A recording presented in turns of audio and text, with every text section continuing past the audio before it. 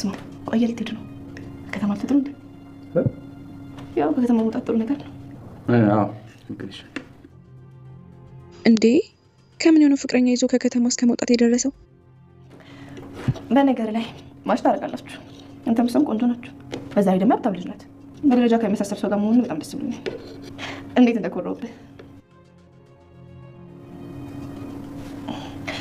አባቢ ቢኖር ደግሞ በጣም ነበር የሚኮራብህ ጄኒ ወይስ ልጅ ጠብሳ ጫጭ ብለህ ነበር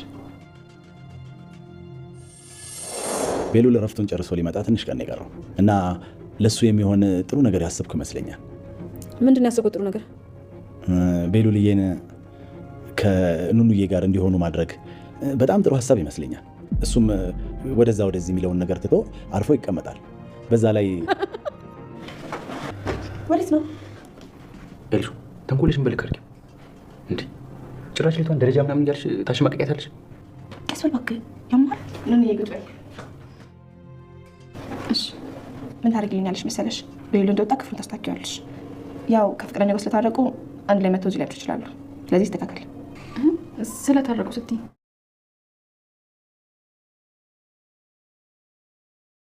ኤልሹ ሁሉንም ነገር ለእናቷ ለወይዘሮ ሄለን ተናገረች ወይዘሮ ሄለንም የመሲን ስልኳን ተቀበለቻት ኤልሹ በይቅርታ ስበብ ኑኑያትን ተበቀለቻት አዶኒም ኑኑን እያስፈራራት ይገኛል ከቤሉል ጋር ምን ታረጊያለሽ ቤሉል ጋር ለምን ወጣሽ ብሎ እያስጨነቃት ነው ኤልሹ አሁን ከባድ ፈተና ውስጥ ገብታለች ኤልሹ ለወንድሟ ያዘነች መስላ እየተበቀለቻት ትገኛለች ሰላም ሰላም ውድና የተወደዳችሁ ውድ ቤተሰቦች እንደምን አላችሁ በያላችሁበት የዓለም ዳርቻ ሰላማችሁ በዝት ተተረፍ ይበል እያልን ዛሬም በአዲስ መተናል እናንተም በቅንነት ላይክ ሼር ሰብስክራይብ እያደረጋችሁ አበረታቱ በባለፈው ክፍል እንደተመለከትነው እንግዲህ ተከታታይ ድራማ መሲ ኤልሹ እህቷን ኑኑያትን እያሰቃየቻት ስለነበረ ከሷ እውነቱን ለማወቅ ብላ ኑኑያት የእውነት ደብድባሻለች ወይ ምን ሽመታችሽ በሚል ሚስጥሯን አውጣታት ነበር እናም እሷ እንዳላደረገችውና ራሷ እንደደበደበች ራሷን ምክንያቱም ኤልሹን ስለምጠላት ከቤት እንድትባረርላት ፈልጋ እንደነበረ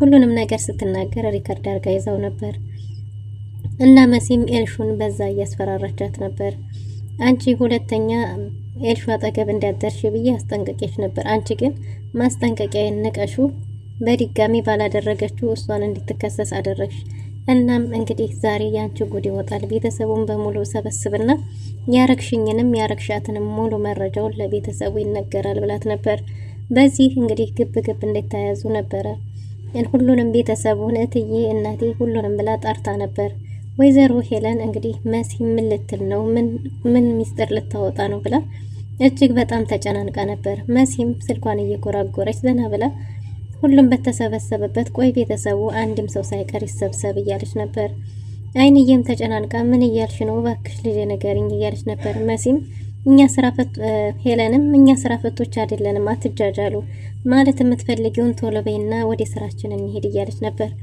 ቤሉልም ኑኑንም ስለሚመለከት እነሱ ይቀራሉ ብላለች እንግዲህ ቤሉል ሲመጣ ደግሞ ይሄው ቤሉል መጥቷል እየጠበቅሽው ነበር ሲል ቤሉልም ለምንድን ነው የፈለግሽኝ ይሄው መጥቻለሁ እያላት ነበር መሲ ቤሉልን ስታገኝ እህቴ ታለች እህቴንም ይመለከታል እሷንም የሚመለከት ጉዳይ ነው ብላ ነበር ሁሉም ሰው ተሰብስቦ መሲ ምን ልትናገር ነው እያሉ በጉጉት እየተጠበቀ ነው መሲም ሁሉም ሰው እስከሚሰበሰብ ድረስ ምንም አይነት ነገር አልናገርም ብላ በአቋሟ ጸንታለች እናም እንግዲህ ኑኑ ስትመጣ ቤሉልና ኑኑ ተከታትለው ሲገቡ አዶኒ ፊቱ ተቀያይሯል በመሲ የምትናገረው ነገር ካለች ተናገሪ ሁላችንም ስራ አለብን ወደ ስራችን መሄድ አለብን ሲልም ተሰምቷል ምክንያቱም ከቤሉል ጋር ኑኑያትን ስላያት እጅግ በጣም ተበሳጭቷል ኤልሹ ምንም ነገር የለም አውቃ ነው ምናምን እያለች ለማለባበስ እየሞከረች ነበር እንግዲህ በስተመጨረሻም እስቲ ባክሽ ተናገሪ ተብላ በጉጉት ከብዙ ጭንቀት በኋላ መሲ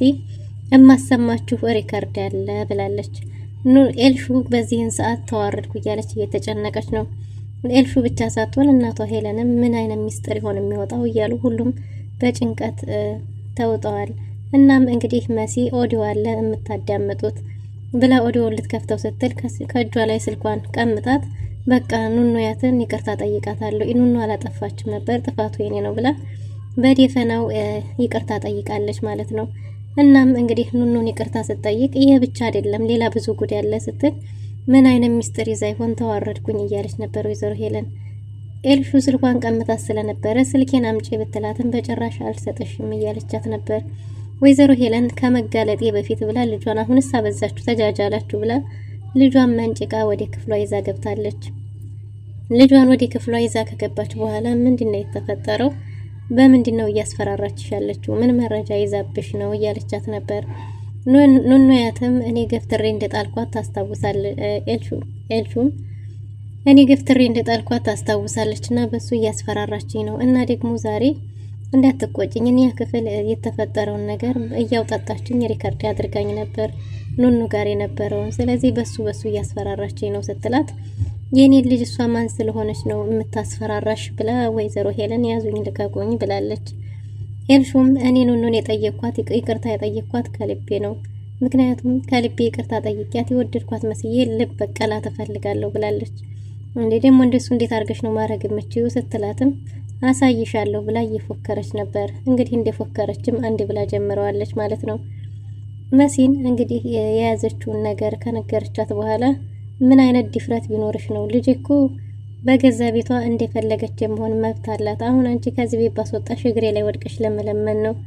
ስለዚህ በገዛ ቤቷ እንደፈለገች መሆን ትችላለች። ምን አገባሽ? ምን አፍሽን ቆርጦሽ? ጋዜጠኛ ማን ፖሊስ አረገሽና ነው የኔ ልጅ እንዲህ የምታሸማቀቂያት ብላለች ወይዘሮ ሄለን። እናም እንግዲህ በስተመጨረሻም ስልኩን አምጪ እያለቻት ነው። መሲ ስልኬንማ አልሰጥም ብትላትም እሷም ስልክሽን ካላመጣሽ አሻፈረኝ እኔ በትዕግስት ተጠይቅሽ የለመንኩሽ መስሎሽ ነው ብላ ስልኳን በጉልበት ቀምታ ወስደዋለች። ስልኳን ደግሞ መሲ ለቴዲ ምን ብላ ትነግረው ይሆን? ቀድማ ወይዘሮ ሄለን ጋር እንደሆነ ስልኩ ማሳወቅ ትችል ይሆን ወይስ እንዴት ልታረግ ነው? ወይዘሮ ሄለን ሁሉንም ነገር የመሲ ሚስጥር ማወቅ ፈልጋ ነው ስልኩን የወሰደችው። ስልኩንም ወስዳ በጉጉት ማን ይደውላል እያለች እየተጠባበቀች ነው። መሲ ምንም ማድረግ ስላልቻለች ስልኳን ወስደዋለች። ኑኑ ክፍል ገብታ ኤልሹ ይቅርታ ልጠይቃት እየጠበቀቻት ነው። ለወንድሟም ሄዳ ኑኑን ይቅርታ እንዳለቻት እና እንደጠየቀቻት ነግረዋለች። እሱም እንግዲህ ይቅርታ መጠየቋ ምንም ትርጉም እንደሌለው እያጠፉ ይቅርታ ማለት የሰውን ልብ እየሰበሩ ይቅርታ ማለት ምንም ዋጋ እንደሌለው እየነገራት ነበር። ግን ደግሞ ከልቧ እንደሆነ እንደተጸጸተች ነግረዋለች። በዛ ላይ ደግሞ እሱ ኑኑን ስለሚያፈቅራት እንደምታግዘውም ጭምር ነግረዋለች። በእሷ መንገድ የሚስማማ ከሆነ ኑኑን የሱ ልታረግለት ቃል ገብታለታለች። ነገር ግን ከምሯ ሳይሆን ልትበቀላት ነው። በሌላ በኩል አዶኒ ወንድሜ እያለችው ነበር። አዶኒ እኔ ወንድምሽ አይደለሁም፣ አዶኒ ወንድሜ አትበይ፣ ከዚህ በኋላ ስጠሪኝ አዶኒ ብቻ በይ፣ እኔም ላንቺ የድሮ የነበረኝ ስሜት የለም አሁን ላይ ብሏታል።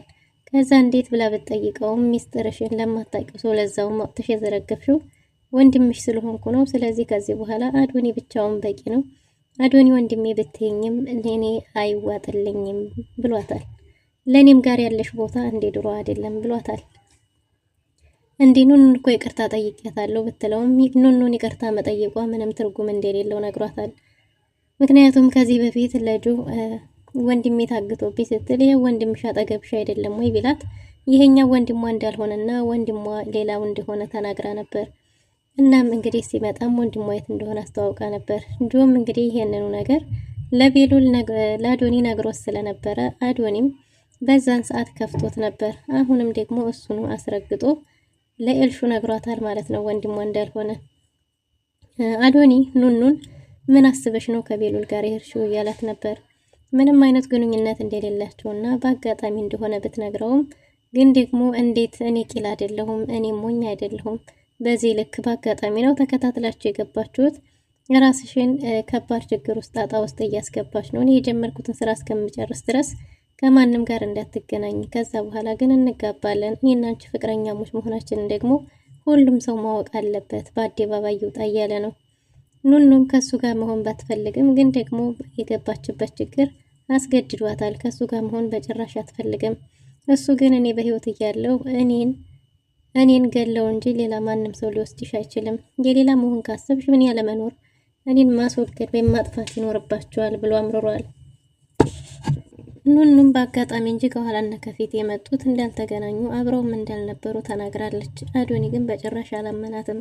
ግን ደግሞ ከዚህ በኋላ ከማንም ጋር ሆነሽ ማየት አልችልም እያለ ነው።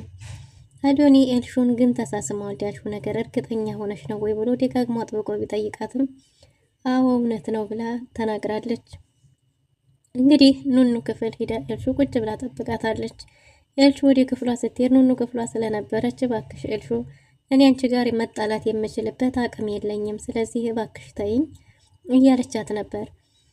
ኤልሹም ይቅርታ የጠየቀቻት ከልቧ እንደሆነና አሁንም ከልቧ መልሳ ይቅርታ ልጠይቃት እንደሆነ ክፍሏ የተገኘችው ተናግራለች። አይ በጭራሽ እኔ ካረክሽኝ ተግባራት አንጻር አንቺን ማመን አልችልም ብላታለች ኑኑ። ኤልሹም እንግዲህ ከልቧ ተጸጽታ እንደሆነና አሁን ላይ እትማማች መሆን እንደሚችሉ እህቴ እያለች ስታወራት ኑኑ የእውነት መስሏት ፈገግ ብላለች። እኔና አንቺ መታረቃችንን እናቴ ማወቅ አለባት ብላታለች። ግን ልመንሽ ከልብሽ ነው ስትላትም ከልቧ እንደሆነ ነግራታለች። ወይዘሮ ሄለን ክፍል ኑኑ ስትሄድ ደግሞ ምን ልታረጊ እዚህ መጣሽ ብትላትም የመጣሁበትን ኤልሹ ትነግርሻለች ብላለች። ኤልሹም እናቷ ጋር እየተጠቃቀሰች ኑኑና እኔ ታርቀናል ብላታለች። እናም እንግዲህ ወይዘሮ ሄለንም እንዴት ምን በእናንተ የተነሳ እኮ ቤቱ ተረበሸ ሰላም አጣ ስትላትም ከዚህ በኋላ እንደማይፈጠር ነግራት ኤልሹ ግን እነሱ በአይናቸው እያወሩ ኑኑ ሸውደዋታል። ኑኑ ፈገግ እያለች በጣም ደስ ብሏት ወደ እህቷ ክፍል ገብታለች። መሲም እንዴ ምን ተገይቶ ነው እንዲህ ጥርስ በጥርስ ሲሆንሽው እያለቻት ነበር። እንግዲህ ኑኑም ኤልሹ ይቅርታ ጠይቃት እንደሆነ ተናግራለች። እናም መንሻት ሌላ ወጥመድ ተዘጋጅቶልሻል ማለት ነው እህቴ፣ ወይ ጉድሽ፣ አምነሻት ነው የእውነት ከልቧ መስሎሽ ነው እያለቻት ነበር። እንዴት እህቴ ይቅርታ ለሚጠይቅ ሰው ይበረታታል እንጂ እንደዚህ ነው እንደሚባለው እንዴት እንደዛ ታያለሽ? መሲ ከልቧ ነው ይቅርታ ኤልሹ ከልቧ ነው ይቅርታ የጠየቀችኝ እያለቻት ነበር። ደግሞ እሱንም እኮ ሄለንም ማውቃለች ስትላት መሲ ለተንኮል የሴራን ወጥመድ እንደሆነ ገብቷታል። አይ እህቴ በምን አጥመደውሽ ወንድሙ ምን እየተዘጋጀልሽ ሆን እያለች በጣም አዝናለች።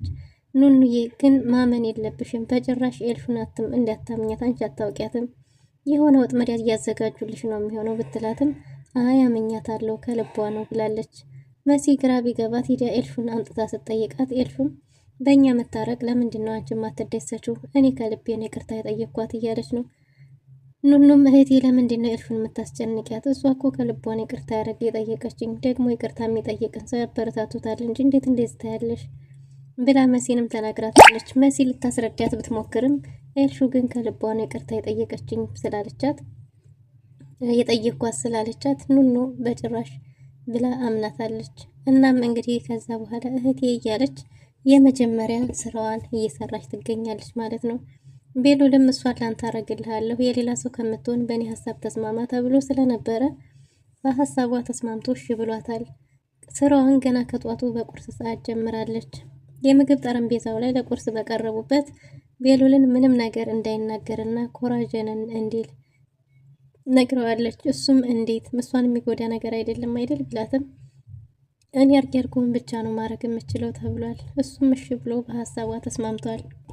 ኤልሹም ኑኑያትን ከጠራቻት በኋላ ቁርስ እንድታቀርብላቸውና እንዲቸኮሉ እሱም ፍቅረኛው እየደወለች እየጨቀጨቀችው እንደሆነ እሷም ቤድ እንዳለባት ነግራታለች። እንዴ ፍቅረኛ ምን ጊዜ በሚልም ማፍቀር እንደዚህ ከሆነ እኔ አላፈቅርም ይቅርብኝ፣ እንዲህ የምጨቀጭቅህ እያለች ማስመሰሏን ይዛለች። ቤሉል ይህ ውሸት ነው ለማለት የፈለገ ሁሉ ይመስላል። ቁርስ አምጪ ተብላ ብትታዘዝም ኑኑያት ግን ልቧ ከሱ ጋር ስለነበረ ቁማ ቀርታለች። እንዴ ኑኑ እስካሁን እዚህ ያለሽ እንዴ? ቁርስ ረፍዶብናል እያልኩሽ ነው እኮ ቁርሱን አምጪልን ብላታለች። ቁርሱን ካቀረበች በኋላ እየበሉ ሳለ ቆንጆ ምግብ ሰርተሽልኛል የምወደውን አመሰግናለሁ ብላ ከከተማ ከፍቅረኛው ጋር እንደሚወጡና ጊዜ እንደሌላቸው በዚህ ልክ ደግሞ እንዴት ነው ይችን የመሰለች ቆንጆ ስለጠበስክ አባዬ ቢኖር ደግሞ የበለጠ ደስተኛ ይሆን ነበር፣ በጣም እኮ ውብ ናት እያለች እና የባለ ሀብት ልጅ እንደሆነች ደረጃቸውና ክብራቸውን የቤተሰቡን የምትመጥን እንደሆነች እየተናገረች ነበር። ቤሉል በዚህ ሰዓት ከፍቶታል። እንዴ ልጅቷን እያንቋሸሸቻትና የበታችነት ስሜት እንዲሰማት እያደረገች እንዴት ነው ወደ እኔ የምትመጣው የሚለው ነገር ተሰምቶት እንዴ እያለ ነበር። ግን ደግሞ ኤልሹ ባይኗ እየገላመጠችው ስለነበረ አዎ ብሏል። ተከተማ ዛሬ ወጣችሁ ትዝናናላችሁ አይደል ስትለው አዎ ብሏል። ኑኑም ምን ጊዜ አፍቅሯት ነው? ምን ጊዜ ተገናኝተው ምን ጊዜ ነው ደግሞ ከከተማ የሚወጡት እያለች በልቧ እያወራች ነው። እናም እንግዲህ ኑኑ በስተመጨረሻ ተነስታ ሄዳለች። ቤሉልም ከዚህ በኋላ ይሄ ነገር እንደዚህ የሚሆን ከሆነ ቢቀርብኝ ይሻላል። ልጅቱ በጭራሽ እንድትቀርበኝ ሳይሆን እኮ እንድትርቀኝ እያረግሽ ነው። ስለዚህ ከዚህ በኋላ በእንደዚህ የሚቀጥል ከሆነ ተንኮልሽን በልክ አድርጊው ቢቀር ይሻለኛል ብሎ ተነስቶ ጥሎ ሄዷል። አይ ነገ መልሰ ትመጣለህ እያለች ነው። ኑኑን ደግሞ ሰራሁልሽ ገና ምን አየሽና አንቺን በማሸማቀቅ እንዴ መዝናናት የሚያስደስት የለም ብላለች። ኑኑን ከጠራቻት በኋላ የቤሉል ፍቅረኛ እንደምትመጣ ነግራት ክፍሉን እንድታጸዳላትም ትእዛዝ ሰጥታለች። እና ከሷ ጋር ስለሚመጣ አንቺም ታውቂያታለሽ እኮ ከሊት ናት፣ ታርቀዋል። አባዬ ከመሞቱ በፊት ለሱ እንድትሆን ያጫት እጮኛው ናት እና ዛሬ ትመጣለች እያለችው ነበር። እንግዲህ ወንዶች እንዲህ ናቸው ብላ የመጀመሪያ እንግዲህ በቀሏን በኑኑ ላይ ጀምራለች ማለት ነው። ኑኑም እሺ ከማለት ውጪ ምርጫ ስለሌላት ተስማምታለች። ወይዘሮ ሄለን እየተቆናጠነጠች ነው። ስራ ቦታም ለመሄድ ከሰራተኞቿ ጋር አውርታለች። በሌላ በኩል ደግሞ የመሲን ስልክ ይዛ መረጃው ምን ይደወል ይሆን ማን ይደውል ይሆን የሚለውን በመጠባበቅ ላይ ትገኛለች። ውድና የተወደዳችሁ ለዛሬ የነበረን ቆይታ ይመስል ነበር። በቀጣይ እስከምንገናኝ መልካም ጊዜ